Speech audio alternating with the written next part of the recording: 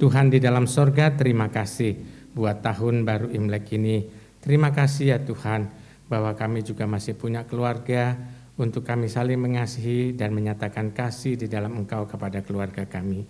Terima kasih kalau hari ini kami boleh berkumpul bersama-sama di dalam gereja ini untuk melihat cinta kasih Tuhan sepanjang hidup kami.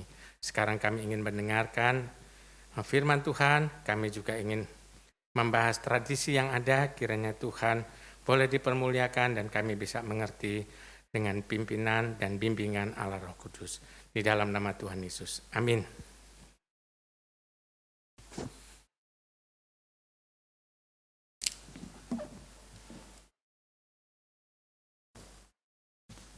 Nah, saudara sekalian, tema kita hari ini adalah iman di atas tradisi. Ya, ada banyak kenapa kekristenan tidak bisa masuk di tempat-tempat di mana Injil sebenarnya dibutuhkan. Kekristenan tidak bisa masuk karena kekristenan menyingkirkan tradisi. Itu ada kekristenan menyingkirkan tradisi. Ingat baik-baik saudara sekalian, Tuhan Yesus datang dari sorga masuk ke dalam tradisi Yahudi. Kenapa Tuhan Yesus munculnya baru 30 tahun? Kenapa Yohanes Pembaptis munculnya baru 30 tahun? Itu tradisi Yahudi, ya. Bahwa seorang sebelum 30 tahun tidak boleh di atas mimbar ini, nggak boleh naik, ya, nggak boleh khotbah, nggak boleh ngajar. Itu tradisi. Kenapa Yesus Allah dari sorga menghargai tradisi? Karena Tuhan yang menciptakan manusia. Apakah dengan adanya manusia jatuh di dalam dosa bahwa semua tradisi pasti berdosa? Nah, saudara sekalian, itu yang perlu kita pikirkan. Satu, iman menyingkirkan tradisi. Tetapi yang kedua, banyak kekristenan itu adalah iman dipengaruhi tradisi. Ini juga tidak boleh, saudara, karena bagaimanapun iman kita kepada Tuhan, ya, iman kita kepada Tuhan. Kalau iman dipengaruhi tradisi, maka kita ada lebih baik, tradisi lebih tinggi daripada iman. Ya. Jadi iman menyingkirkan tradisi enggak boleh.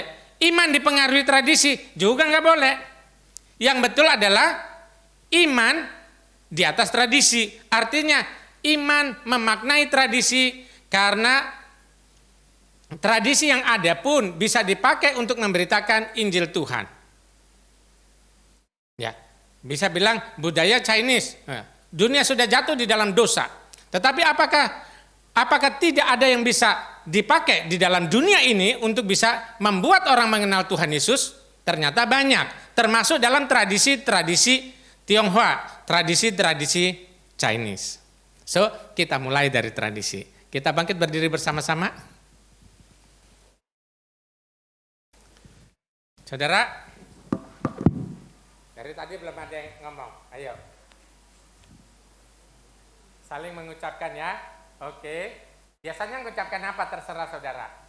Saya mengucapkannya Sinian Mengan. Ayo, 1, 2, 3. Iya, saling ucapkan saja di situ.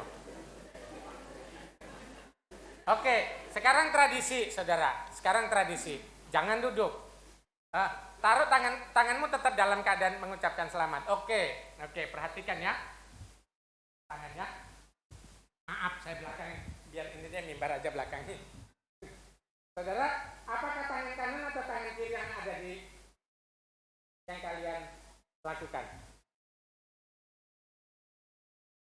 Oke, mari kita lihat. Mari kita lihat.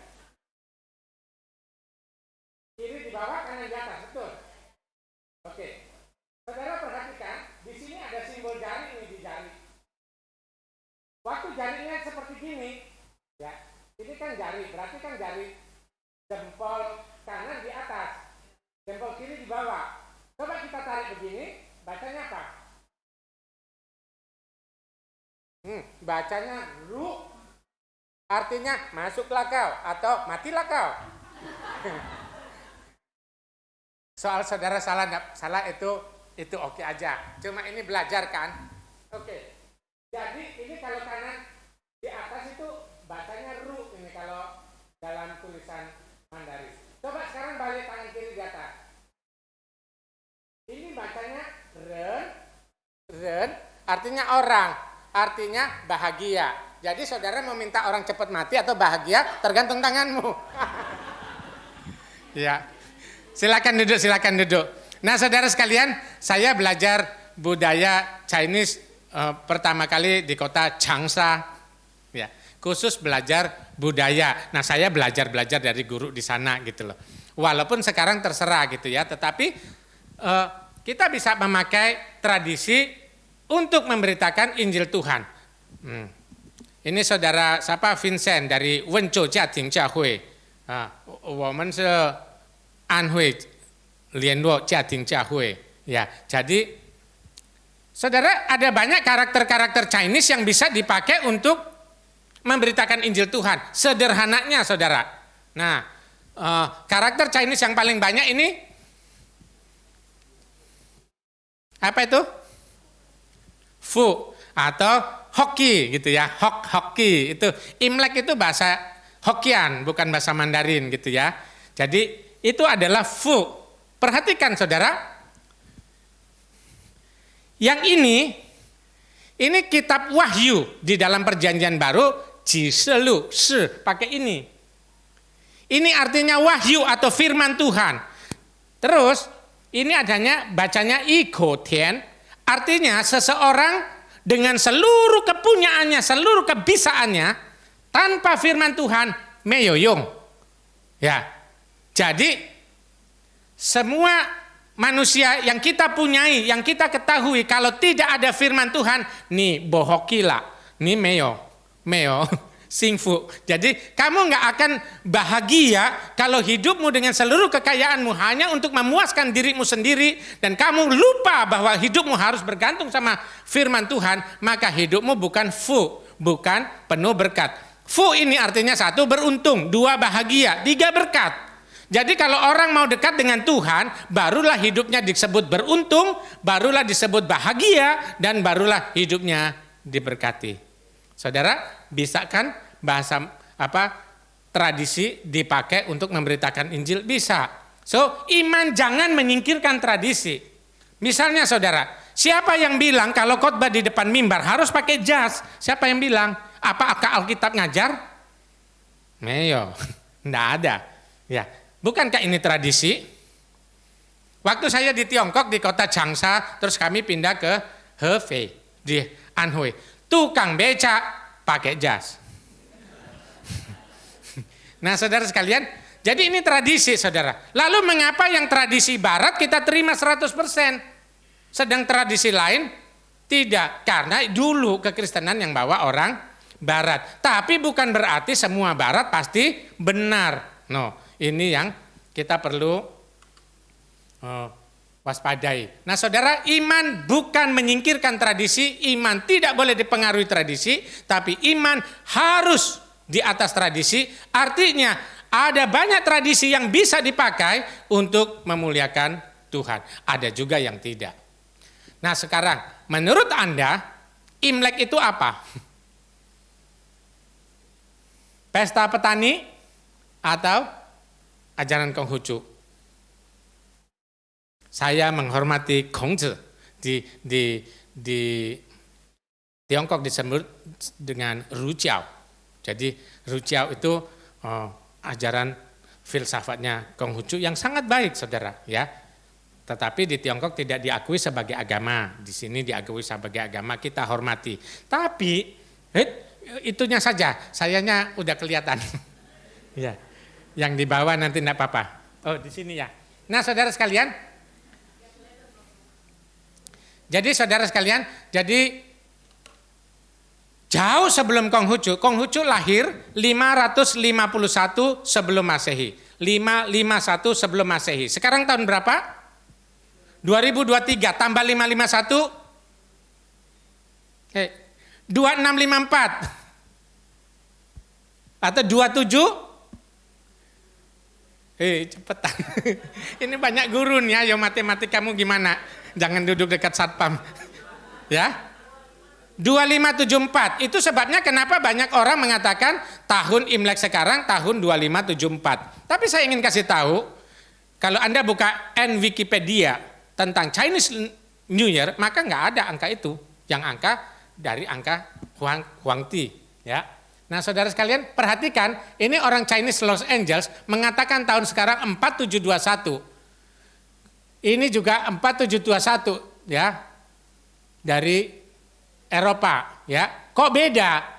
Di sini 2574, di sini 4721. Kenapa? Karena lebih dulu ada tahun Imlek 4721 karena 2197 tahun sebelum Konghucu lahir, ketetapan Huangti soal Imlek adalah tahun 2698 tambah 2023 4721. Tahun sekarang 551 223 2574. Baiknya sih orang Kristen merayakan Imlek dengan ini, tapi itu terserah karena ini tidak mempengaruhi keselamatan. Ya. Tetapi saya lebih suka yang asli. Tradisi yang diajarkan Huangti, Imlek itu adalah soal bersyukur, ya. Woman ingka itu yo kanen, ya kita harus punya syukur kepada Tuhan. Kalau hidupmu mengeluh, mukamu sudah muram, ya. Jelek lagi. Judes lagi, aduh bagaimana saudara sekalian. Nah saudara, tapi kalau hidup itu bersyukur, maka hidup kita lebih optimis, lebih bisa menjadi berkat buat orang lain. Kedua, ada kekerabatan. Ya. Tadi saya sudah tanya beberapa keluarga di sini, ya. Saudara anaknya udah ke Jakarta, enggak pengen balik. Itu persoalan dari kota yang jauh dari ibu kota, ya. Jemaat dulu saya menggembalakan di Bandung, ada satu keluarga punya 4 anak, ya. Rumahnya besar sekali saudara. Jadi di pojok sana satu anak. Masing-masing rumahnya tuh besar. Orang tuanya di tengah. Dengan harapan nanti kalau anaknya semua berkeluarga, semua tinggal dalam satu komplek. Yang komplek bisa bangun untuk 20 rumah sama dia cuma dibangun 5 rumah. Pokoknya anaknya harus bahagia, gimana dibangun sebagus mungkin saudara. Tapi 4 anaknya sudah ke Amerika, sudah ke Eropa, enggak kepengen balik. Ya, enggak kepengen balik. Saudara, jadi saya suka melayani orang-orang tua dan mereka makin lama makin sedih, ya. Anak-anak mungkin enggak tahu apa artinya sepi. Tapi kalau di sini ada YouTube, ada streaming, hai anak muda dengarkan baik-baik. Kalau kamu masih punya orang tua, jangan biarkan orang tuamu terus yang datang kepada kamu untuk kunjungi kamu. Kamulah yang harus kunjungi orang tuamu. Karena anak yang berbakti kepada orang tua akan penuh berkat dan kelimpahan janji Tuhan. Enggak dengar kualat kamu. Nah, ketiga saudara, Imlek itu berkaitan dengan kemurahan hati. Jadi orang pelit masuk neraka saudara. Makanya kalau Imlek itu kita penuh ucapan syukur. Uang itu jangan dibuat makan-makan saja, 4 sehat 5 kolesterol. Tetapi uang itu juga untuk bisa dibagikan kepada orang. Mulai dari anak-anak, keluarga, tapi juga bisa kepada orang yang pantas kamu berikan gitu loh. Jadi Imlek itu adalah saatnya berbagi, ya. Tuhan Yesus berkata berbahagialah orang yang murah hatinya karena mereka akan beroleh kemurahan Tuhan, ya. Jadi orang Kristen tidak mungkin pelit, orang Chinese Kristen tidak mungkin pelit, ya. Karena apa? Sebelum Kristen orang Chinese diajarkan tuo sing san, banyak-banyaklah berbuat baik.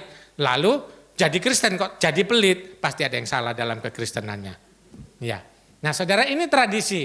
Nah, saudara, tradisi yang tumbuh berdasarkan kepercayaan terhadap tradisi yang berkembang lebih dari 2000 tahun sesudahnya. Kalau saya lebih mengikuti yang asli. Nah, sekarang berdiri lagi kita sebut ini. Ayo, nggak apa-apa, ini tradisi saudara, praktek saudara. Ini tulisannya apa? Bukan itu bukan fu, ini bukan fu. Ini bacanya futau. Jadi fu kebalik, itu ada sejarahnya sendiri, ya. Jadi ini orang yang ngarang namanya Wang Anse gitu ya. Jadi tapi ngomong kong si facai. Oke. 1, 2, 3. Tangannya jangan seenaknya, tapi tadi yang mana? Terserah kalian, kamu mau mengharapkan orang sebelahmu cepat mati atau bahagia? Tanganmu. Ya, ayo. Kalau saya kiri di atas, saya ingin saudara bahagia. Kita sama-sama katakan. Kongsi fajar. Sekali lagi. Kongsi fajar. Silakan duduk. Nah saudara sekalian, ada banyak orang juga melarang ucapan kongsi fajai. Kenapa? Kongsi fajai artinya semoga Anda tambah kaya. Ya, semoga hartamu bertambah. Lalu orang-orang Kristen akan mengatakan bahwa itu salah. Di dalam kekristenan itu salah.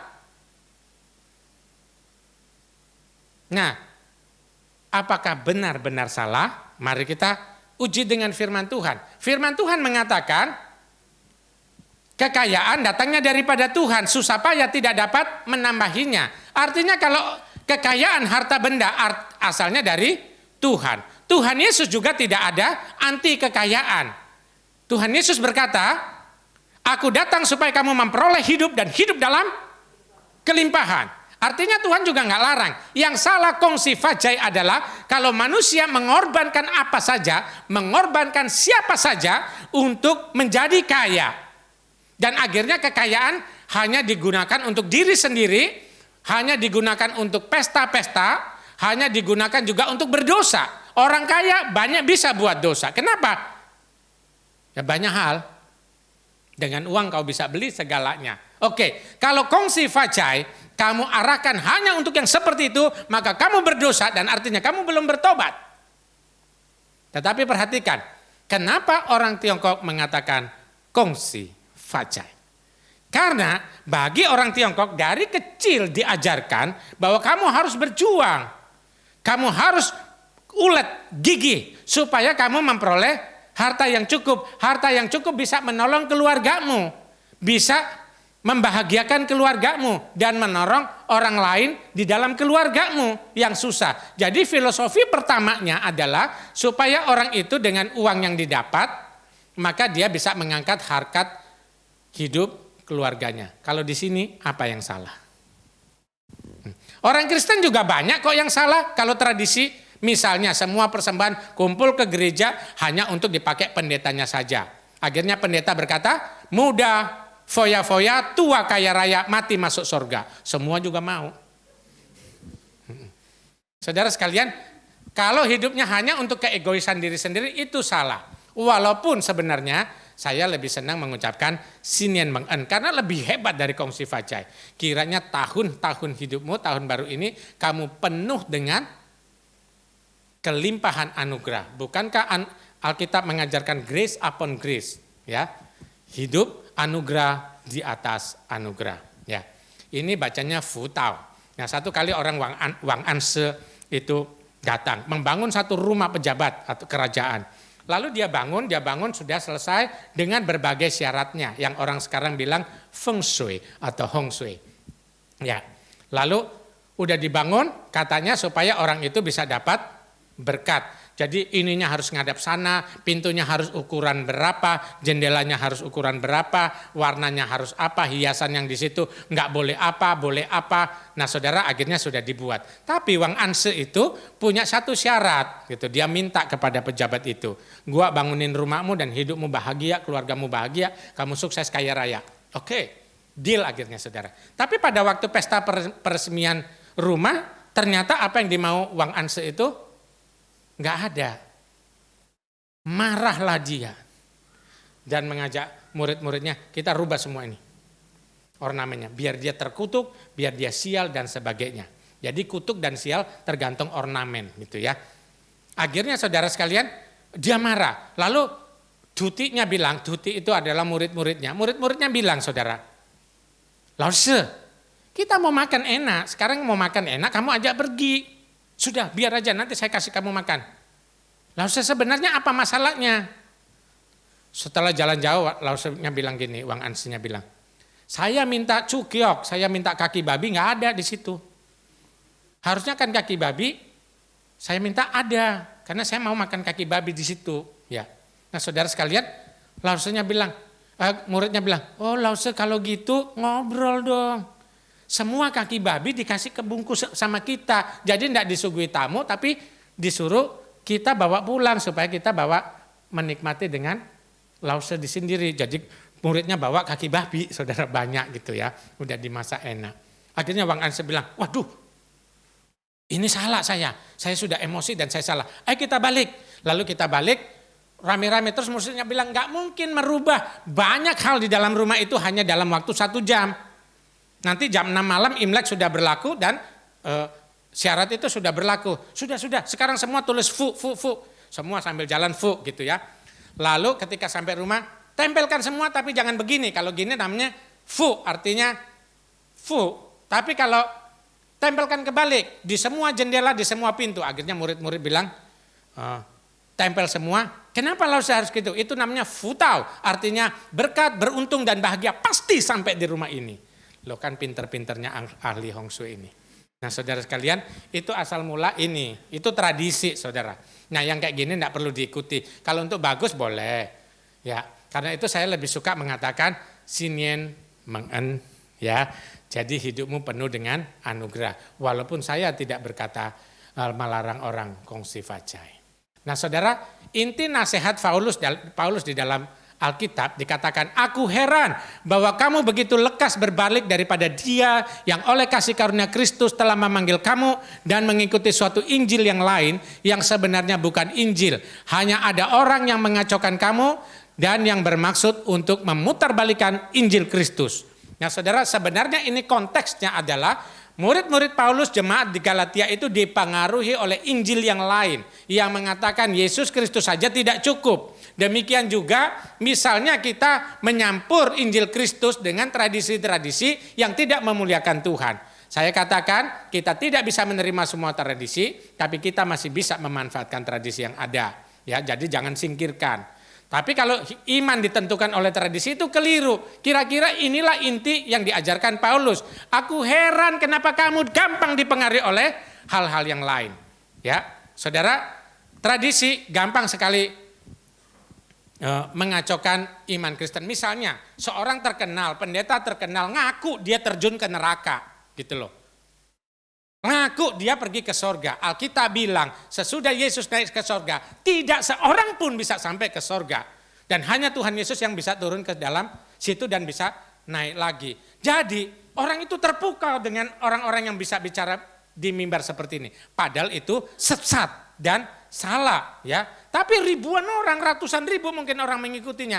Bukan karena dia terkenal, bukan karena dia diikuti banyak orang, tapi salah ya. Siapakah dia? Orang kalau masuk neraka tidak bisa keluar lagi. Lukas 16 bilang, di antara kita ada terdapat jurang yang tidak bisa terseberangi. Jadi kalau ada orang bilang saya turun ke neraka dan kembali lagi, saya bawa pesan Kristus, itu untuk mensugesti massa. Sebenarnya itu salah. Bukankah ini akhirnya menjadi tradisi di dalam kekristenan tertentu? Itu juga lebih sesat daripada hal-hal yang lain. Nah saudara sekalian, ini artinya ajaran Paulus. Jangan campurkan imanmu ya dipengaruhi oleh tradisi. Misalnya saudara, sebelum Imlek siapa yang bersihkan rumah? Memang kalau mau tahun baru lebih baik didandani dengan baik. Tapi kalau bersihkan rumah ya supaya untung berkat, sial, untung, terus bahagia atau menderita, itu yang keliru gitu ya. Jadi orang suka kayak gini, membersihkan rumah artinya menyapu segala ketidakberuntungan tahun lalu, tak sapu semua gitu ya, supaya tahun baru nggak datang lagi. Lah kalau kotor lagi ya datang lagi. Nah saudara sekalian, kedua lukisan tahun baru, ini ada nih. Ini kan bagus ini ngomong Imlek bacanya Sinchun. Ya gitu ya. Jadi lukisan-lukisan gini bagus saudara. Tetapi kalau lukisan-lukisan ini sebagai tanda bahwa rumahmu mendatangkan berkat sesuai dengan lukisan, ini yang salah. Ya. Tetapi kalau mengucapkan selamat untuk yang baru, untuk harapan yang baru, supaya anak cucu gemuk, supaya anak cucu harmonis, itu bagus dan tidak ada salahnya masang tulisan seperti ini. Yang salah adalah kalau tulisan seperti ini untuk ngusir setan, ngusir sial, dan sebagainya. Nah, kenapa Bapak Ibu pakai merah? Ayo. Nah saudara, cepat ya. Dulu ada banyak versinya dulu ya. ada banyak versinya, tapi saya ceritakan satu versi. Orang Cungko kalau Imlek suka kumpul keluarga, kantiense, ya, tamacang, gitu ya. Saya tidak tinggal di kota, Bapak Ibu, saya tinggal di desa, ya. Wocai Siangchun ya. Jadi di desa. Jadi saya menikmati budaya di desa itu. Nah, saudara sekalian, orang suka ngumpul di situ. Nah, zaman dulu, ya. Mereka selalu bilang ada makhluk nien, alian makhluk jahat setan gitu loh, suka makan ini, makan orang dan sebagainya. Nah, orang tua suka tamacang, di sana tamacang tuh jadi budaya ya. Kita bilang tamacang dosa, lah kalau enggak pakai uang kan enggak apa-apa. Kan asik juga gitu ya. Nah, saudara, kumpul waktu orang tua melewati malam, mereka selalu lalu ingat, aduh anak-anak kita harus tidur.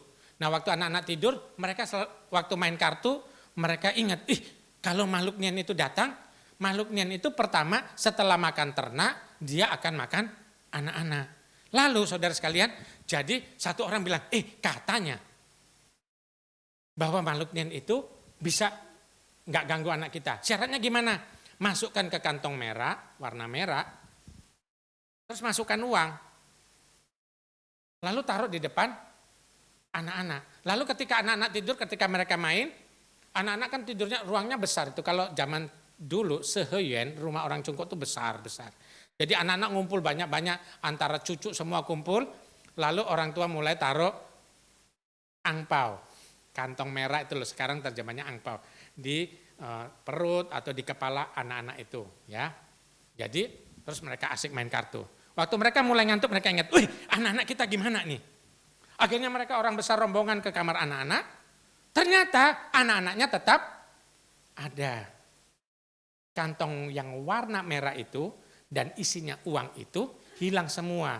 Ternyata setan suka angpau warna merah, ada duitnya. Siapa yang suka warna merah dan suka mata duitan, itu temannya. Nah, saudara, masa iya warna merah temennya setan, kan gitu. Tapi ada tradisi seperti itu. Nah, kalau kayak gitu, itu salah. Karena sebenarnya dulu kan semangat, buang waktu jahat. Jangan warna hitam karena sial gitu. Ya, pakai warna merah. Tetapi mengapa tidak? Semua warna kan punyanya Tuhan. Bukankah segala sesuatu untuk kemuliaan Tuhan? Jadi pakai merah it's okay gitu. Ya. Angpau tadi saya sudah jelaskan, dalam bahasa Mandarin ya sui jian, artinya lambang bahwa orang tua mau menjamin hidup bahagia anaknya.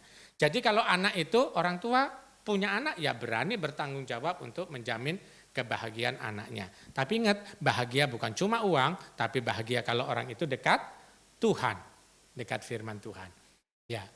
Nah, kalau orang itu restoran yang biasa harga satu orang misalnya 500.000, sekarang banyak juga harga makan restoran keluarga satunya tuh 3 juta rupiah. Satu orang, jadi satu meja kalau 10 ya 30 juta rupiah.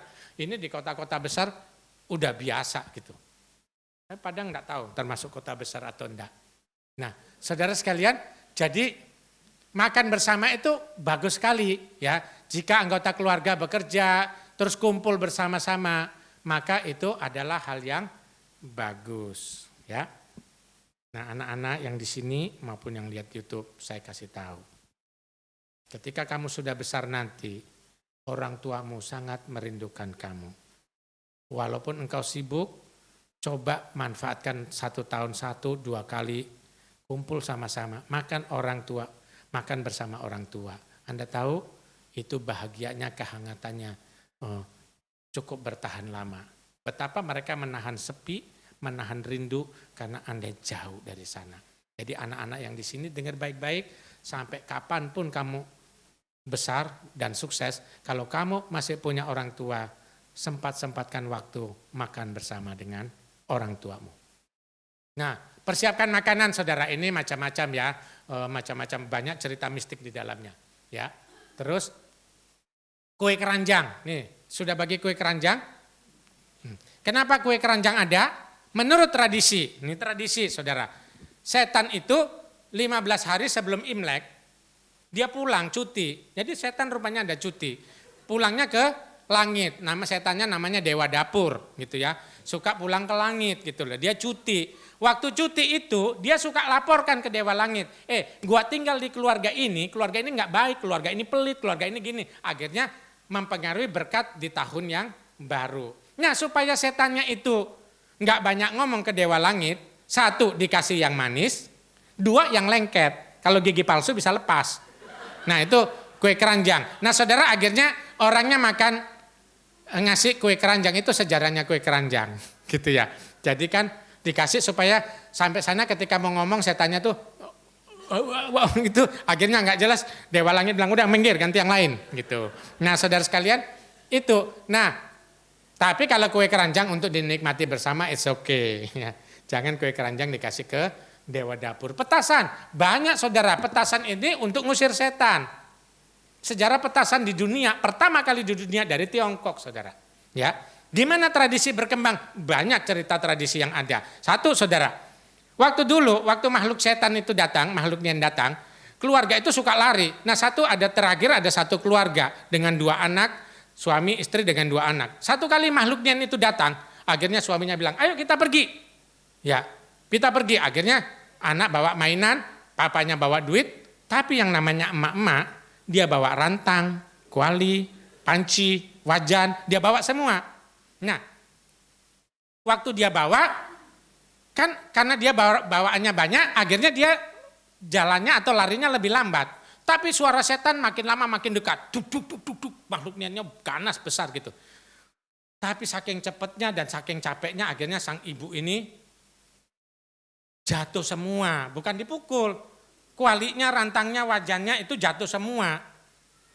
Lalu sang papa dan 2 anak itu tunduk kepala, aduh mama dimakan setan. Tapi waktu balik, ternyata mamanya santai-santai saja. Setannya sudah lari, hidup mama. Ya, saudara sekalian, jadi petasan itu, setan itu takut bunyi-bunyian kayak gitu, makanya dipasang petasan. Nah ikan, banyak ikan tidak boleh dibalik, banyak saudara ya. Tapi ditekankan veja. Bagus kalau kita bisa berkumpul bersama keluarga. Nah saudara, ada lagi tidak tidur pada waktu malam, kayak orang menyambut tahun baru. Tapi maksudnya itu sesuai ada yang tidak tidur pada malam Imlek menandakan mereka sudah lewat tahun yang lama dan bersyukur. Ya, jadi mendoakan supaya orang tua panjang umur. Jadi setelah jam 12 baru boleh tidur gitu malam Imlek. Tadi malam siapa yang melekan? Nah banyak saudara ya cerita-cerita tradisi-tradisi yang ada. Barongsai untuk ngusir setan, merah melambangkan kaya dan makmur. Nah kalau Anda belum menikah terus Anda bagi angpau, itu kasihan yang Anda minta angpau. Angpau kasihlah ke anak-anak atau kasih ke kakek nenek gitu ya dan sebagainya. Kalau hujan jangan pakai payung. Tadi banyak pakai payung. Ibu Lolita titip saya payung. Kami nggak mau bawa. Karena payung menghindari sebagai lambang menghalangi berkat Tuhan. Akhirnya masuk angin. Ya. Nah hal-hal tabu misalnya sarapan pakai bubur. Jadi selama Imlek itu berlaku kapan? 15 hari tadi setan cuti. Dan Imlek itu penutupannya disebut Cap Gome. Atau hari ke-15. Nah selama 1 bulan itu kurang lebih orang nggak boleh jual bubur. Kasihan tukang bubur nggak bisa naik. Ya, jadi kalau bunga itu nanti orang akan mati. Kalau benda tajam mengurangi kekayaan. Jadi Imlek nggak boleh pegang pisau. Makanya pergi aja ke restoran. Biar yang jual itu yang cepat mati. Saudara tetap hidup gitu ya. Anak perempuan dilarang ngunjungin orang tua pada hari pertama gitu. Hari pertama itu ini. Kalau kemarin kan belum. Ini kan hari pertama. Terus menyapu keberuntungan dan ini ikut tersapu. Ini kan tabu. Nah yang kayak gini jangan diikuti. Ya. Belum lagi saudara nggak boleh keramas. Coba saudara nggak boleh keramas waktu Imlek. Kutunya dijamin banyak. Coba aja seminggu ke depan nggak usah keramas ibu-ibu. Ya coba, nanti ada orang nyanyi, cantik tapi bau gitu ya. Nah saudara, lalu nggak boleh bubur, nggak boleh keramas, nggak boleh pegang tajam, nggak boleh cuci baju, gampang laundry. Ya, yang laundry yang masuk neraka. Nggak boleh nangis, ya gimana kalau sedih? Ya, Jadi nggak boleh tambahkan uang ke dompetmu. Ya nggak apa-apa, sekarang sudah ada pakai QR code gitu ya. Oke, ini bisa gini. Nggak boleh ke rumah sakit. Kasihan orang yang di rumah sakit bisa cepat mati karena Anda nggak kunjungin dia. Nah saudara, bukankah ini tabu yang nggak perlu diikutin? Jadi karena iman kita nggak boleh ikutin seperti itu. Baca sama-sama, 1, 2, 3.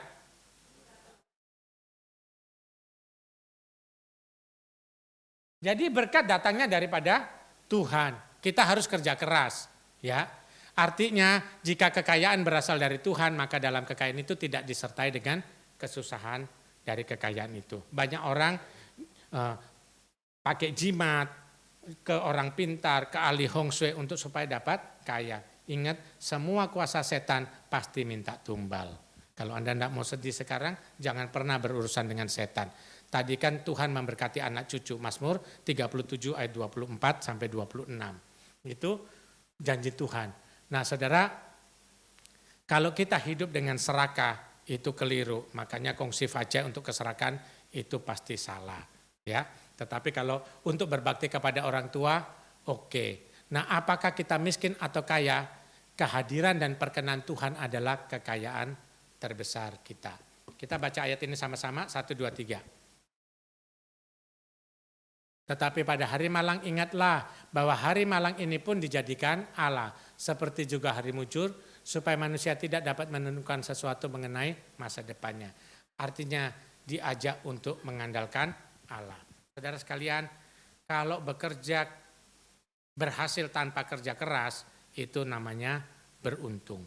Tetapi kalau berhasil dengan kerja keras itu baru namanya berhasil. Artinya sukses. Saudara sekalian, iman kita harus di atas tradisi. Jangan singkirkan kebudayaan, tapi jangan dipengaruhi oleh kebudayaan, tapi iman Kristen memaknai kebudayaan. Kiranya Tuhan Yesus dimuliakan. Mari kita berdiri bersama-sama, kita saling ucapkan sekali lagi. Sinian mengen. Nah, kalau jarinya terserah. Kalau udah bosan sama istri atau suaminya, pakai yang kiri, kanan. Tapi kiri di atas lebih bahagia. Kita nyanyi. Ngomong ya, sinian mengen.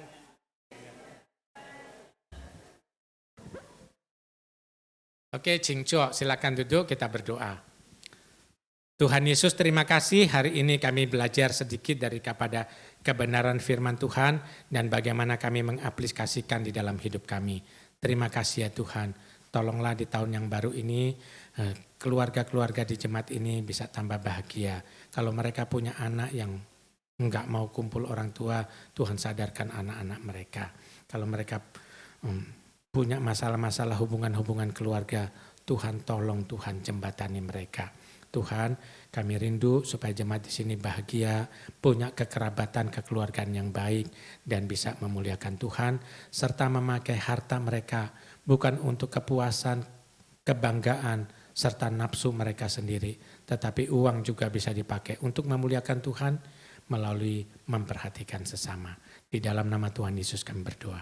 Amin.